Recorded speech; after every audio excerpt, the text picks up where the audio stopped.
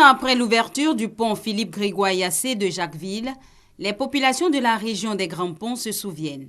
Ces populations des 3A, Haïzi, Avika, Malagan, restent touchées par cet acte historique.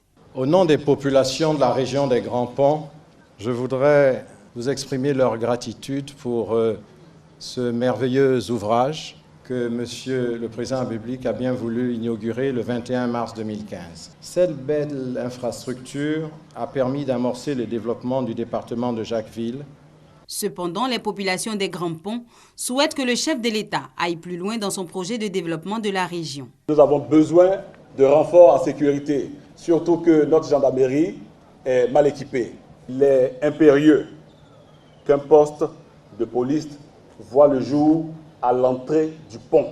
Monsieur le ministre d'État, un commissariat de police pour la ville, c'est aussi une priorité. Le ministre d'État, ministre de l'Intérieur et de la Sécurité Ahmed Bakayoko, qui avait à ses côtés le ministre des Infrastructures économiques Patrick Hachi, cheville ouvrière du projet Pont de Jacquesville, s'est engagé à donner une suite favorable à toutes ces requêtes.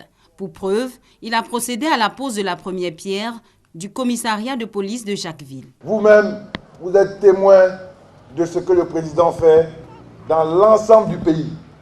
Et Jacquesville va continuer à recevoir le soutien de l'État à travers des projets structurants qui vont améliorer votre condition de vie.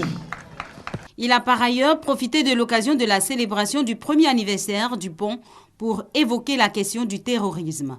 Face au terrorisme, on doit dire non. La première réponse, c'est notre unité. Nous devons rester ensemble.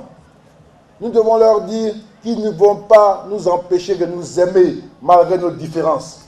Et nous, l'État, le gouvernement, nous ferons notre part. Notre part, c'est organiser nos forces de sécurité pour qu'elles soient présentes sur l'ensemble du territoire. Avant de quitter Jacquesville, cité balnéaire située à une quarantaine de kilomètres d'Abidjan, le ministre d'État Ahmed Bakayoko s'est rendu sur les plages pour s'assurer du dispositif de sécurité.